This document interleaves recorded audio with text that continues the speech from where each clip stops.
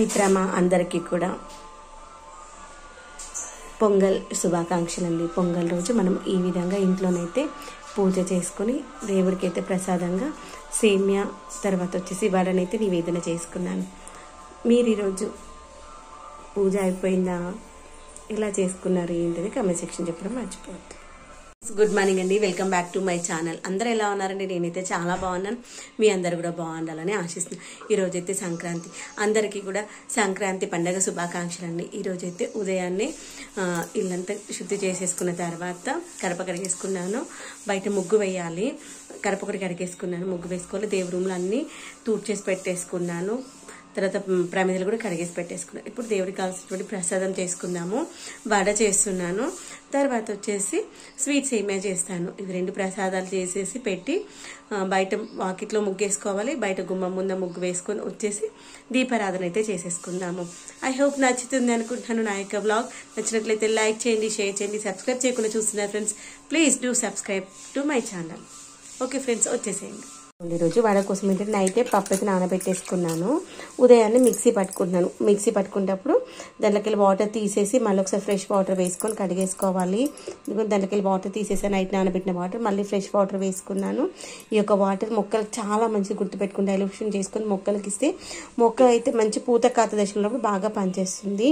తర్వాత దీంట్లో పచ్చిమిరపకాయలు, కరివేపాకు, కొత్తిమీర వేసుకొని మిక్సీ పట్టుకుందాము. మిక్సీ పట్టుకున్న తర్వాత సాల్ట్ వేసుకోవాలి, జీలకర్ర, వంట సోడా వేసుకుందాము. అల్లం ఎల్లిగడ్డను అయితే వేసుకోవట్లేదు, ఎందుకంటే ప్రసాదం కోసం కాబట్టి. ఒకవేళ మనకు కావాలంటే ప్రసాదం కోసం దేవుడికి చేసిన తర్వాత దాంట్లో అల్లం ఎల్లిగడ్డ పేస్ట్ వేసుకోవచ్చు. ఓకేనా ఫ్రెండ్స్? ఇదిగోండి, నేను మళ్ళీ ఒకసారి వాటర్తో వాష్ చేసుకుని దీంట్లో వేసుకుంటున్నాను. ఇదిగోండి, ఎక్కడైనా మనకు మిరపకాయలు మిక్సీ కానీ ఉన్నాయనుకోండి, ఇది తీసి పక్కన పెట్టేసుకోండి. ఎందుకంటే పిండిని ఇలా కొంచెం బరకగా మిక్సీ పట్టుకోవాలి. మరి మెత్తటి పేస్ట్ లాగా మిక్సీ పట్టుకోవద్దు, వాటర్ ఏం లేకుండా మిక్సీ పట్టుకోవాలి. ఇలా వేసేసుకుని నెక్స్ట్ వాయికి ఇంక ఓన్లీ మినపప్పు ఒకటి, దీంట్లో నేను కావాల్సినటువంటి మిరపకాయలు, కరివేపాకు, కొత్తిమీర అన్నీ వేసేసాను కాబట్టి నెక్స్ట్ వాయికి ఓన్లీ ప్లెయిన్గా మిక్సీ పడతాను. అలా మిక్సీ పట్టేటప్పుడు దీంట్లో ఏమైనా మనకి దంగనేటువంటివి ఉంటాయి కదా, మిరపకాయలు కొన్నిసార్లు దంగవు అనమాట, అన్ని పీసెస్ కొంచెం కచ్చపచ్చగా ఉంటాయి. ఇదిగోండి, ఇలా కరివేపాకున్నా ఏం కాదు, మిరపకాయలు ఉంటే మనం తినేటప్పుడు పంటి కిందకి వస్తాయి కదా, అందుకని ఇట్లా ఒక్కసారి పచ్చిమిరపకాయలు ఏమైనా ఉంటే చూసి మళ్ళీ దీంట్లో వేసేసుకుందాం. ఎందుకంటే మనకు వస్తే చూసుకుంటాము, పిల్లలు అనుకోండి పంటి కిందకి వస్తే కారం అవుతుంది, అందుకని ఇంకా మిగిలింది ఇంకొక వాయికి వేసేసుకుందాం. ఇదిగోండి, ఫస్ట్ ఆయిల్ ఏమో పచ్చిమిరపకాయలు, కరివేపాకు, కొత్తిమీర అన్ని వేసి మిక్సీ పట్టిందేమో గ్రీన్ వచ్చింది. ప్లెయిన్గా మిక్సీ పట్టేశాను. దాంట్లో ఒక 1 టీ స్పూన్ జీలకర్ర వేసాను, 1/2 టీ స్పూన్ పసుపు వేసా. తర్వాత రుచికి తగినంత ఉప్పు వేసుకుందాము. తర్వాత మంచిగా పొంగాలి అంటే వంట సోడా కావాలి కదా, వంట సోడా వేసుకుందాము. ఇవన్నిటిని మంచిగా కలిపేసుకొని వడలు వేసుకుందాము. అయితే వీటిని మనము వడలు వేసేటప్పుడు కలుపుకోవాలన్నమాట, అప్పుడు పిండి అనేటువంటిది మంచిగా ఉంటుంది. ఫైనల్గా అయితే మన యొక్క పొంగల్ ముగ్గు అయితే అయిపోయింది. ఈ విధంగా ఇవ్వండి, ఆయిల్ పెట్టేశాను. ఆయిల్ ఆల్రెడీ హీట్ అవుతుంది, ఒకసారి చెక్ చేద్దాం వేడైందా లేదా. ఆయిల్ వేడైపోయింది. చేతికి కొంచెం వాటర్ అంటించుకొని ఇలా ఫస్ట్ మనం ఒక రౌండ్ బాల్ లాగా చేసుకోవాలి. చేసి ఇలా మనము ఒక అప్పలా చేసి బొట్టన వేలితో హోల్ చేసేయాలి. తర్వాత దీంట్లో వేసుకోవాలంటే సేమ్ మళ్ళీ నెక్స్ట్ చేతికి కొంచెం వాటర్ అంటించుకున్నాం అనుకోండి, అప్పుడు అది నీట్గా వస్తుంది, ఇలా రౌండ్గా బాల్ వస్తుంది. ఇలా ఒక్క చేతితోనే ఈజీగా వేసుకోవచ్చు. సేమ్ ఇదే విధంగా మిగిలినవన్నీ వేసేసుకుందాం.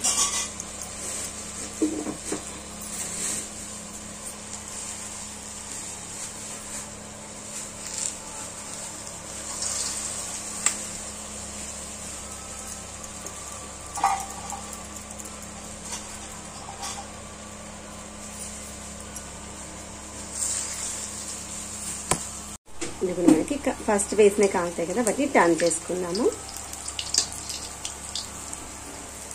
మనం వేసిన దాన్ని బట్టి ఫస్ట్ వేసింది ఫస్ట్ టర్న్ చేసుకోవాలి, లాస్ట్ వేసింది లాస్ట్ టర్న్ చేసుకోవాలన్నమాట. ఏమైనా జాయింట్స్ అంటుకున్నాయి అనుకోండి, వాటిని ఈ స్టేజ్లో బ్రేక్ చేసుకోవచ్చు.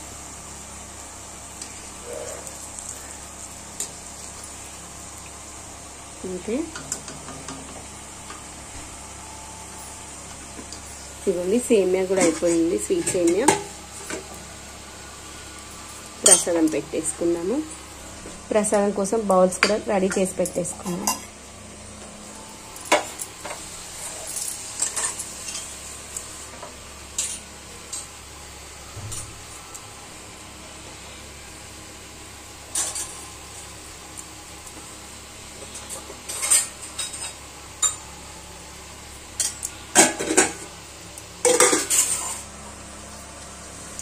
ఇవి గోల్డ్ కలర్ వచ్చేంత వరకు అటు ఇటు ఒక 2 సార్లు టర్న్ చేసుకుంటే సరిపోతుంది.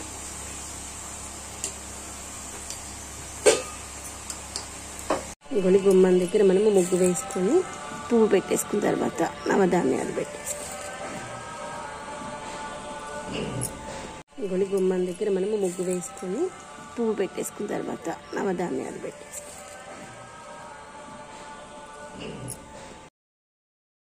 ఈరోజైతే మన వాకిట్లో సింపుల్గా వేసుకున్నాను. చాలా లేట్ అయిపోయింది అనమాట, లేదంటే పెద్ద ముగ్గు వేసాం అనుకున్నాను.